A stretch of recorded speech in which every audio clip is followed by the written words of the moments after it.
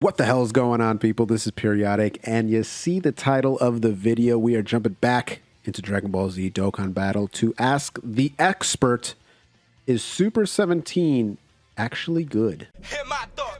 I shut it down wherever power is stored. Being real is in the past, watch the cowards get on. It ain't kill me, so it's making me stronger. And these bite-sized rappers now sensing my home. So we are here with the homie Gacha Talks. Go for it, Gacha. What's up, everybody? It's great to be here. It's been a very long time since I've heard that intro. Indeed, indeed. And you had to hear it 3 times because I messed it up twice. It's all good. It's all good. But listen, it's been a while. You know, you gotta get it flowing. You know, get the juices moving and whatnot. Get the juices flowing. We are here to ask the question that's been asked before, but I think there's a difference between looking at stats on paper, which is what we're doing right now. I actually have him pulled up, and all the people watching can see, and seeing all that information, and then getting firsthand experience from someone who's actually used the unit. And so, my friend, you are one of the only people alive that have utilized Android 17. Well, thank you. Isn't that kind of crazy though? That that's actually true. Like, yeah, there's not a whole lot of showcases right now for us. Not at all. Not at all. So, what would be your oversimplified, just 2 minutes in here, oversimplified take on Android 17? Then we'll go deeper into it. But oversimplified take, what would you say? What's your opinion on them? So I did 2 big tests, right? The first big test was doing this full team build around him, seeing how he does when like you have him with the support, where you're getting his 24 key supers, you're getting all his links active. In that regard, his max is really good. I mean, he's a very good unit. He's able to hit, 6 million attack stats pretty easily, depending on the rotations and the support, of course. So it's typically like, I would say normal. It's probably like 4 to 6 with the 24 keys, depending on the rotation. His defense, definitely his highest strong suit. His defense was always over like 250k. Defense was really, really good. And then I did the test without building a team around him and just kind of having him as a floater. That's where you kind of notice a little bit of his flaws. He does have key issues. Yeah, he definitely has some key issues. It's very RNG because you could get lucky and get that 7 key from his passive, but it's RNG based. So it's a little inconsistent, but again, a lot of LRs nowadays have this issue. It's not just him, a lot of these newer LLRs, they don't really do those key passives like they used to. Yeah. But regardless, even on those off rotations, he was still hitting about 2 million with over 200k defense. So overall, he's still pretty damn solid, right? He's still a very good unit. I don't necessarily think he's bad. I know a lot of people kind of like really hit him.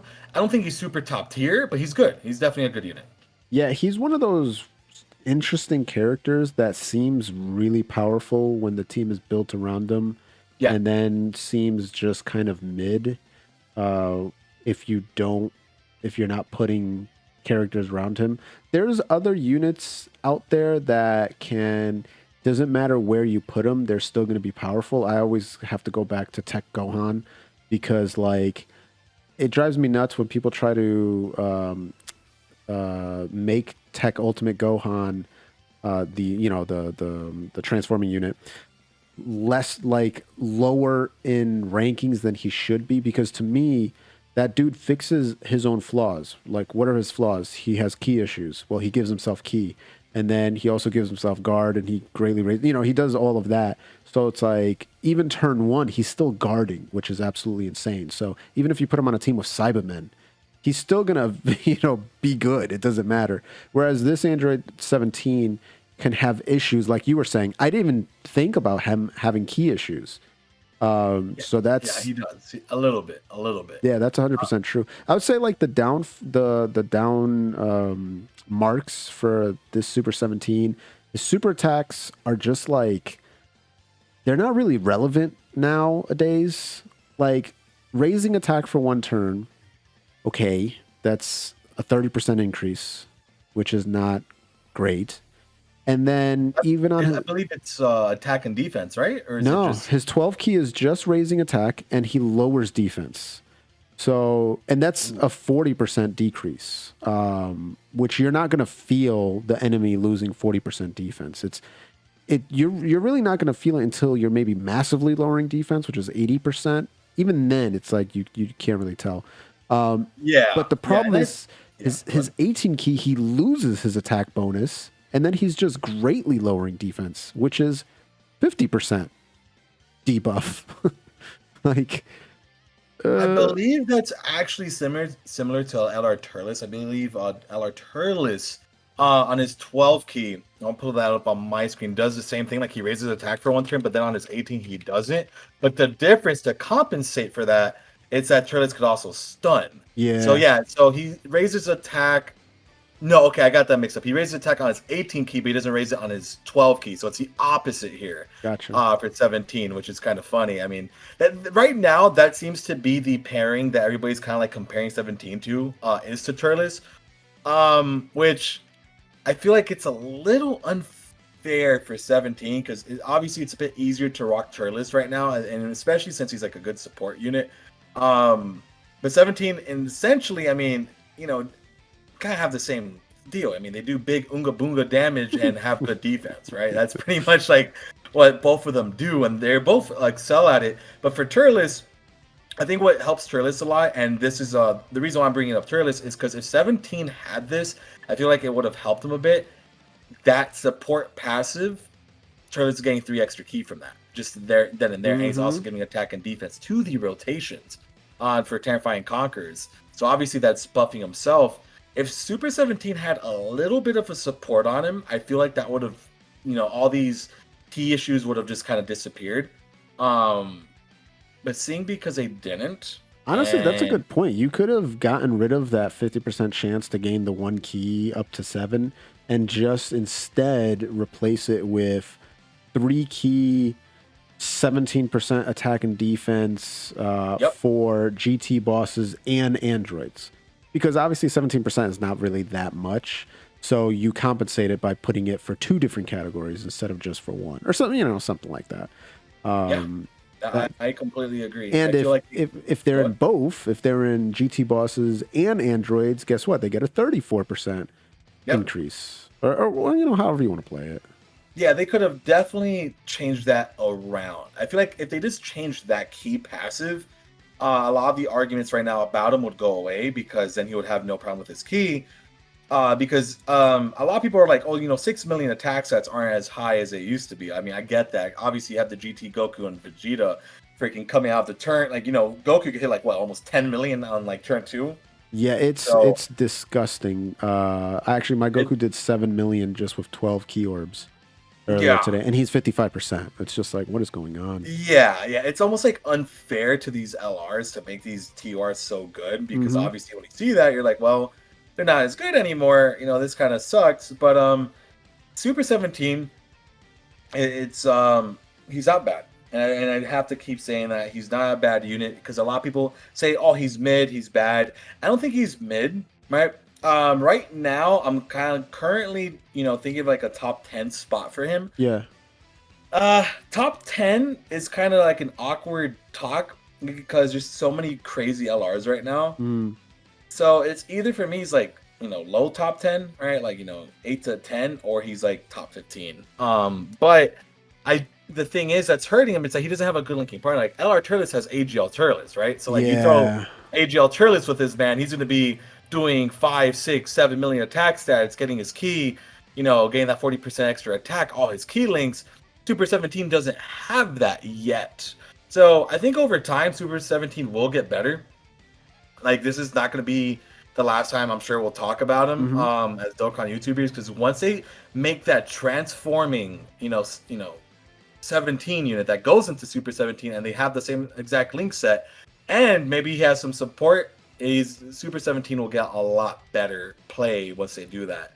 But as of right now, this is a good topic too to talk about, because a lot of people have been kind of they don't really get why they chose not GT bosses, but Android and Target Goku over GT bosses. I think that has been a huge discussion. A lot of people are very upset that they chose Target Goku over GT bosses.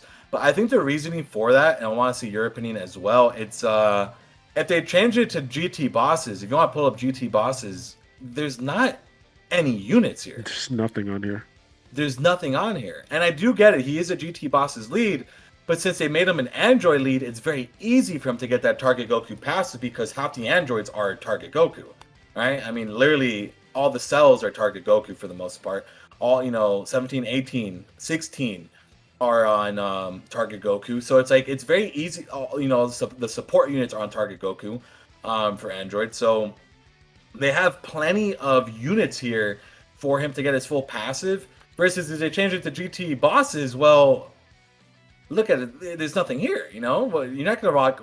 You're not gonna want to realistically rock Omega Physical Shenron, right? I mean, he's decent, but he's not really a unit you want to use.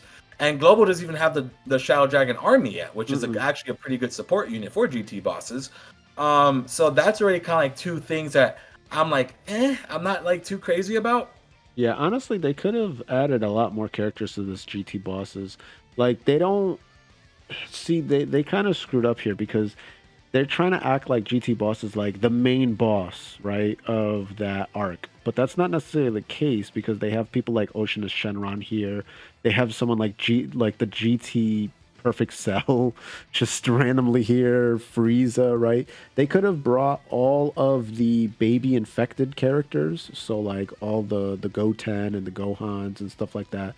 Hellfighter 17, like why the hell is Hellfighter 17 not in this category?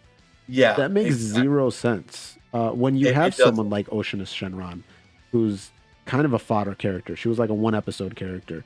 When you have someone like the Cell and the Frieza, who are literally 1-episode characters in Dragon Ball GT, and yet they're in GT bosses, and someone like Hellfighter 17, who's the start of the arc, isn't. Just kind of, it makes you scratch your head. And then, like I said, to kind of finalize on his bad marks, because he has a lot of good, and I do want to cover that. But to finalize on the bad marks here, his active skill 7. Yeah, that's too much. Is I don't like active skills where you have to get hit a number of times. I don't like the was it Gogeta, and then Jiren is the same way, right? Because it is RNG heavy. Sometimes SPR you can. Yeah, I mean, sometimes you can kill the person before you get hit that many times, because it's like, that character has to get hit that amount of times, and so like you're not going to be seeing this active skill until like turn. I mean, it's going to average like maybe turn 7, I would say, 'cause it's 7 times. Like at most, you're going to get hit like what 3 times in one turn if you're lucky. So yeah. That's going to take a while for it to show up. And I also think it's for it to show up that late, 17% attack and defense, ultimate damage, it's all right, I guess.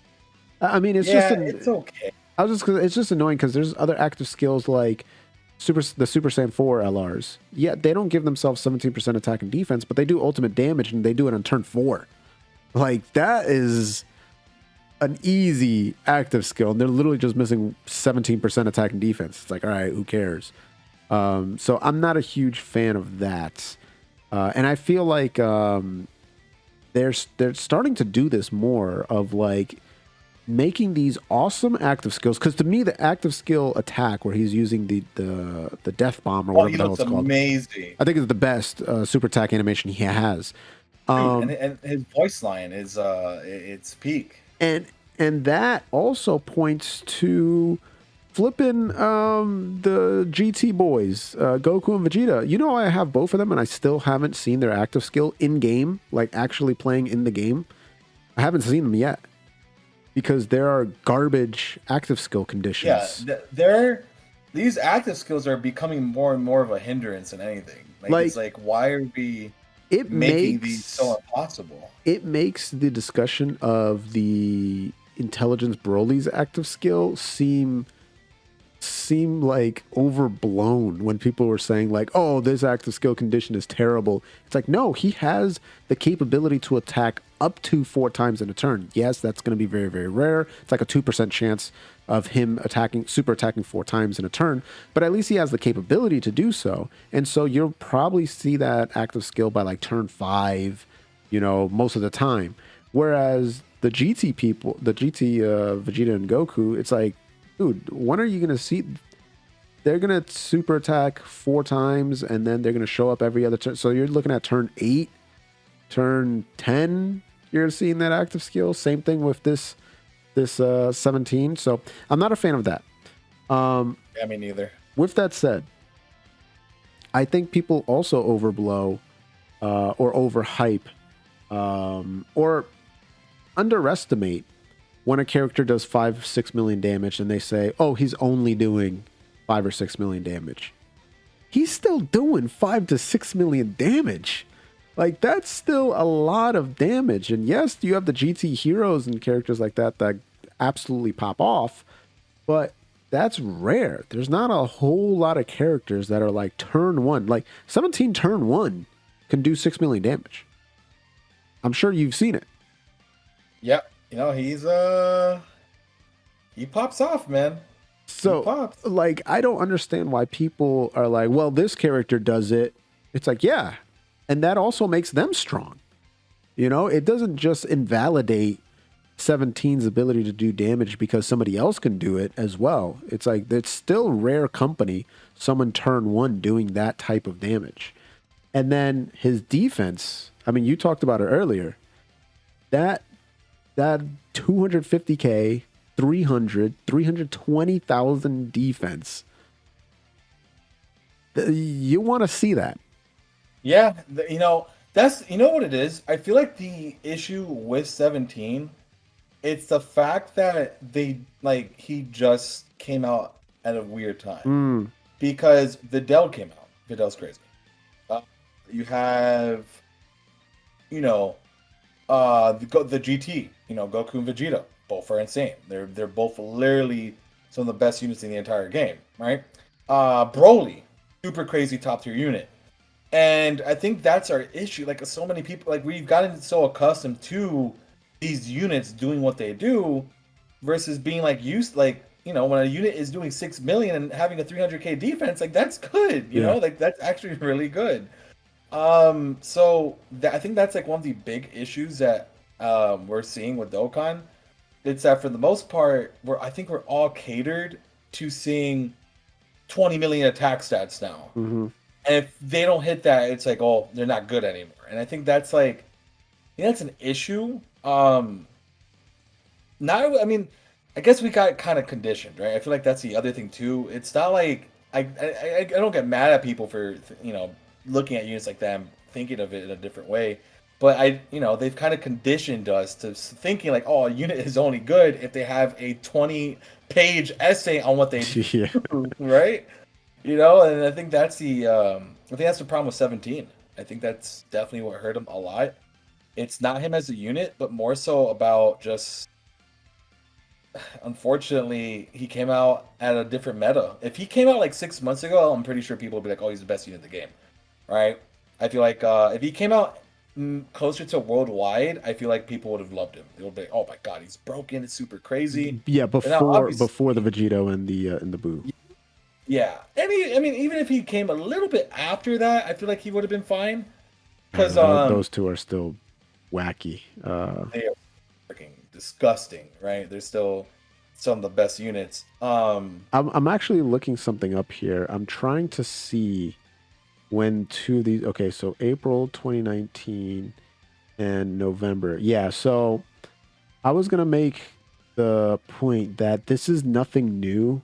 That Dokkan will come out with someone insanely broken like Videl or the GT Heroes or LR UI Goku, right? During the 6-year anniversary, who starts with 70% dodge, which is like, okay, he's got 50% crit in his super attack. It's like, all right, I guess we're fair doesn't matter anymore. Because they've done this crap before in the past, right?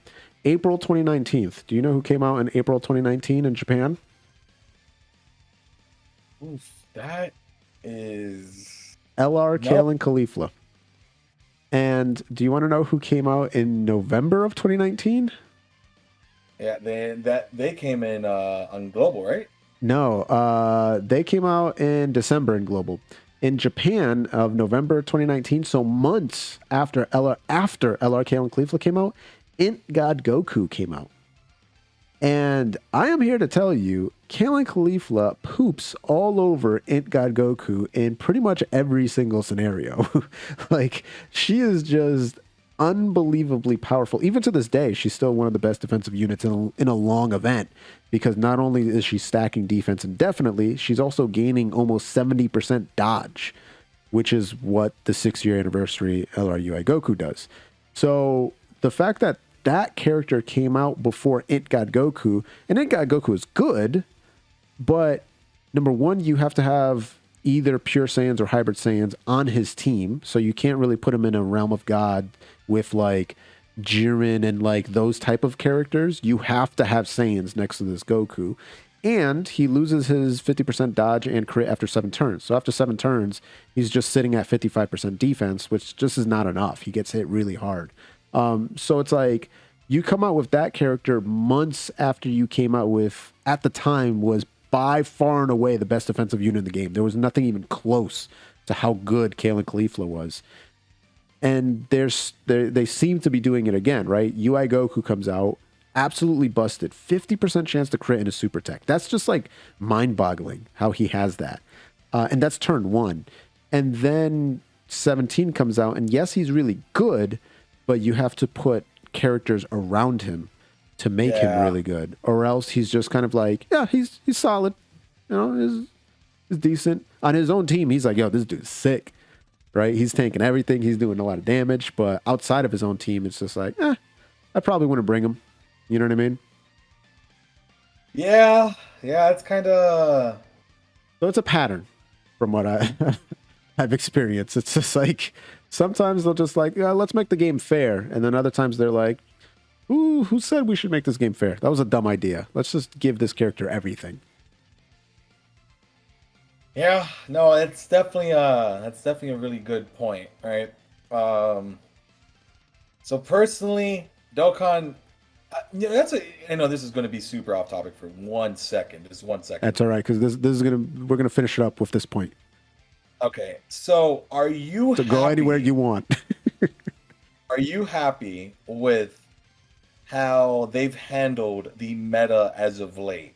You know, making Videl, making Broly, making all these new characters at a whole different spectrum, and then, you know, basically I feel like how Dokkan does it, and I want to see what you think too. It's like they'll make a new ceiling and then go and make characters under that ceiling for a little while. Yeah, no, you're right about that. You're 100% right about that. And honestly, I don't think Broly, like, I'm in the minority.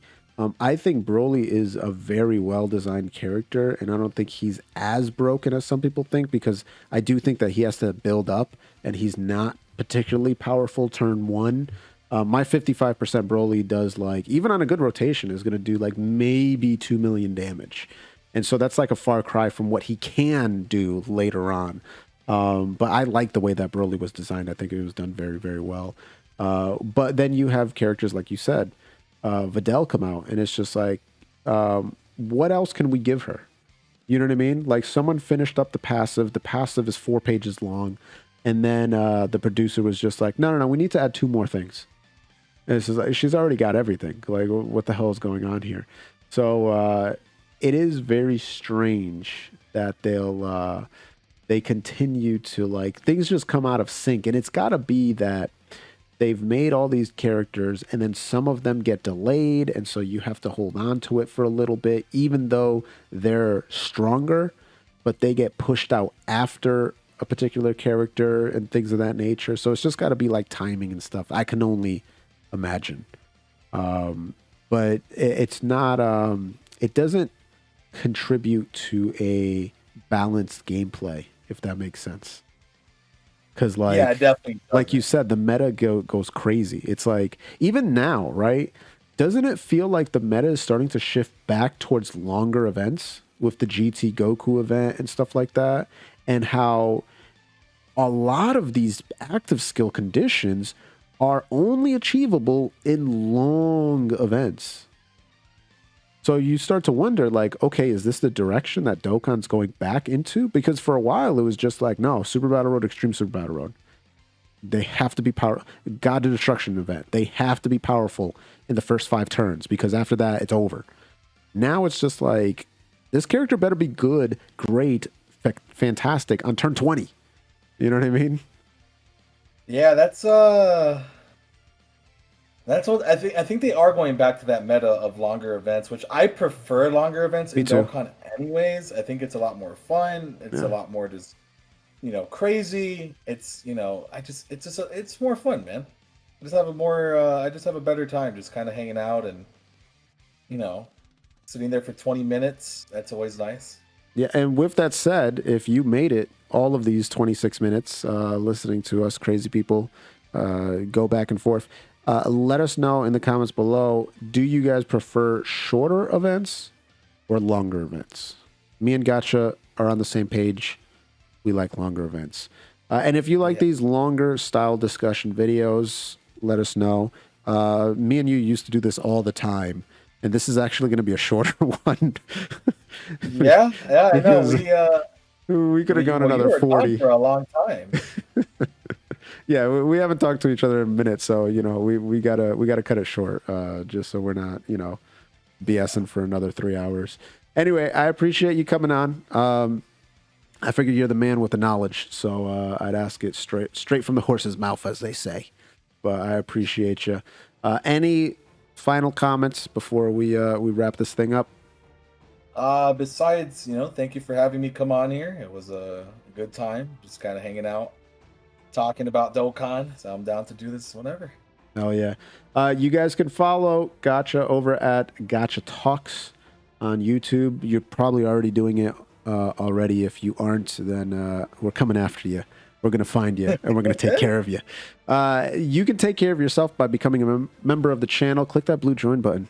Become a boomer champion like Joe V and Wolverine Gaming. That's the high tier, the tier 3s. I got a few of them. Gotcha. I got a few. You got tier 3s. It's insane. If you want to do the free-to-play way, gently rub that sub button, gingerly ring that bell button, lovingly kiss the like button. As always, this is Periodic and Gacha Talks. See y'all in the next video.